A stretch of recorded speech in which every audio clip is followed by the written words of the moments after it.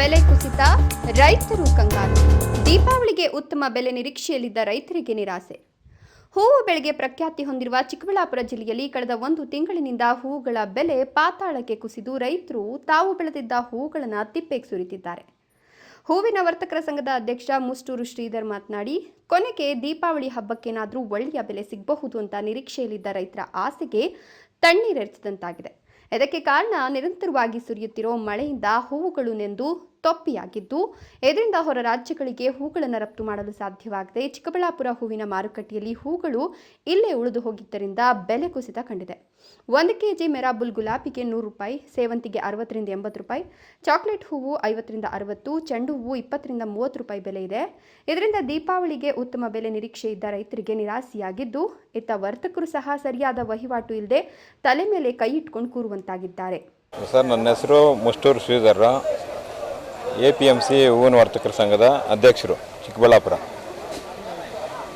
ನಾಡಿನ ಸಮಸ್ತ ಜನತೆಗೆ ದೀಪಾವಳಿ ಹಬ್ಬದ ಶುಭಾಶಯಗಳು.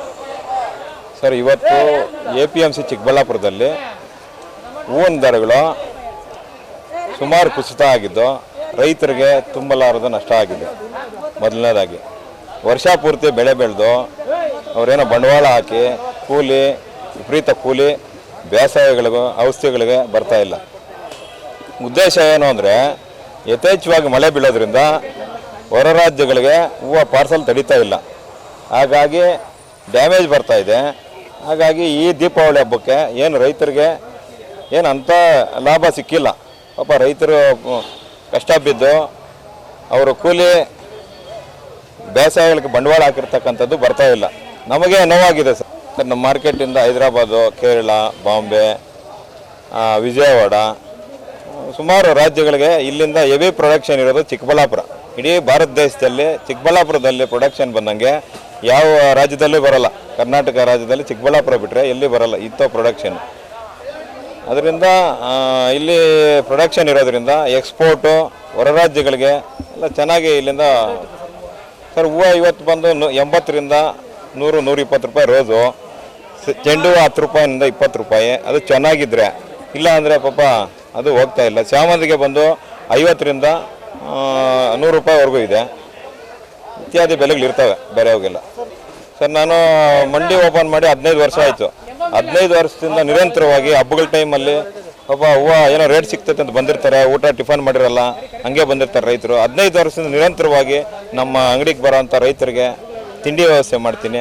ಯಾಕಂದರೆ ಅವ್ರ ಅನ್ನ ತಿಂದು ಜೀವನ ಮಾಡ್ತಾವ್ರವ್ರು, ನಾವು ಅವ್ರನ್ನ ಮರೆತರೆ ನಮಗೆ ಒಳ್ಳೆಯದಾಗಲ್ಲ. ಅದರಿಂದ ಆ ಉದ್ದೇಶ ನಮಗಿದೆ. ಮುಂಚೆಯಿಂದ ನಾವು ರೈತಾಪಿ ವರ್ಗದಿಂದ ಬಂದಿರೋರು, ನಮಗೆ ರೈತರ ಕಷ್ಟ ಏನಂತ ಗೊತ್ತು.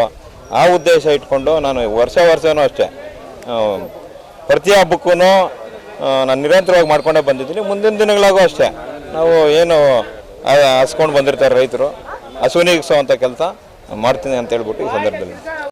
ರೈತರೊಬ್ಬರು ಮಾತನಾಡಿ, ನಾವು ನಮ್ಮ ಮನೆಯಲ್ಲಿರುವ ಒಡವೆಗಳು ಬ್ಯಾಂಕ್ನಲ್ಲಿಟ್ಟು ಬಡ್ಡಿ ಕಟ್ಟಿಕೊಂಡು ಹೂವಿನ ಬೆಳೆಯನ್ನು ಇಟ್ಟಿದ್ವು. ಹೂವು ಬೆಳೆದು ಕೂಲಿ ಕೆಲಸದ ದರವನ್ನು ಇಟ್ಟು ಹೂವು ಕಟಾವು ಮಾಡಿ ಮಾರ್ಕೆಟ್ಗೆ ತಂದರೆ ಹೂವಿನ ಬೆಲೆ ಪಾತಾಳಕ್ಕೆ ಕುಸಿದಿದೆ. ಔಷಧಿಗಳ ಬೆಲೆ ನೋಡಿದ್ರೆ ಗಗನಕ್ಕೇರಿದೆ. ದೀಪಾವಳಿ ಬಂತು, ಏನಾದರೂ ಹೂವಿನ ಬೆಲೆ ಏರಿಕೆ ಆಗುತ್ತಾ ಅನ್ನೋ ಆಸೆಯಿಂದ ಮಾರ್ಕೆಟಿಗೆ ಬಂದರೆ ಇಲ್ಲಿ ಹೂವಿನ ಬೆಲೆ ಕುಸಿದಿದೆ.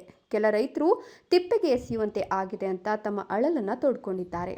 ಮರಿಯಪ್ಪ ಅಂತ ಇಲ್ಲೇ ಪಕ್ಕದ ದಿನವಸಳಿಯಿಂದ ಬಂದಿದ್ವಿ. ಏನು ಸೇವಂತಿನೂ ಅಷ್ಟೇ, ಬಟ್ ರೋಸನೂ ಅಷ್ಟೇ. ಈ ಮಳೆ ಬೇರೆ, ಇಲ್ಲಿ ನೋಡಿ ಯಾವುದು ರೈತರು ಯಾವುದು ತೊಗೊಂಬರ್ತಾರೆ, ಬಟ್ ಕಸ್ಟಮರ್ ಯಾರು ಬರ್ತಾ ಇಲ್ಲ, ತೊಗೊಂಡವರು ಯಾರು ಬರ್ತಾ ಇಲ್ಲ. ಯಾವುದು ಸೇವಂತಿಗೆ ದಿನ ಮಳೆ ಬೀಳ್ತಾ ಇದೆ, ಅದರಿಂದ ಬಂದಿದ್ದೆಲ್ಲ ತೋಟದಲ್ಲಿ ಅಲ್ಲೇ ಹೋಗ್ತಾ ಇದೆ. ತೊಗೊಂಬಂದಿದ್ರೆ ಇಲ್ಲಿ ಬಂದರೆ ಇಲ್ಲಿ 50 ರೂಪಾಯಿ 60 ರೂಪಾಯಿ ಅಂತ ಕೇಳ್ತಾರೆ. ಅದಕ್ಕೆ ಸುಮಾರು ಅಂದರೆ ಲಕ್ಷಾಂತರ ರೂಪಾಯಿ ಬಂಡವಾಳ ಹಾಕಿದ್ದೀವಿ. ನಮ್ಮ ಕಿತ್ತಿದ್ದು ಲೇಬರ್ದು ಕೂಲಿ ಕೂಡ ಬರ್ತಾ ಇಲ್ಲ. ಏನು ಮಾಡೋದು ನಾವು? ಔಷಧಿಗಳದ್ದು ಲೇಬರ್ಸ್ದು ಇದೆಲ್ಲ ಲೆಕ್ಕಕೊಂಡು ನಮಗೇನು ಸಿಗ್ತಾ ಇಲ್ಲ. ಏನೋ ಗೋಲ್ಡ್ ತೊಗೊಂಡು ಹೋಗ್ತೀವಿ, ಬ್ಯಾಂಕಲ್ಲಿ ಇಡ್ತೀವಿ, ಇಲ್ಲ ಅವ್ರದ್ದು ಯಾರೋ ದುಡ್ಡು ತೊಗೊಂಬರ್ತೀವಿ, ಇಂಟ್ರೆಸ್ಟ್ ತೊಗೊಂಬರ್ತೀವಿ. ಈಗ ಏನೋ ಬೆಳೆ ಆಗುತ್ತೆ ಕೊಡ್ತೀವಿ ಅಂತ ತೊಗೊಂಬರ್ತೀವಿ.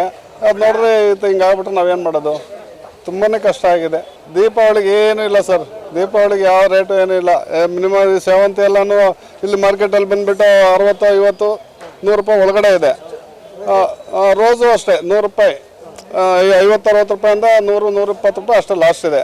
ನಮಗದು ಶಾಮಂತಿ ಎಲ್ಲ ಅಷ್ಟೇ ಇದೆ. ಚೆಂಡು 20 ರೂಪಾಯಿಂದ 10 ರೂಪಾಯಿಂದ ಇದೆ, 10, 20, 30 ರೂಪಾಯಿ ಲಾಸ್ಟ್ ಆಗಿದೆ.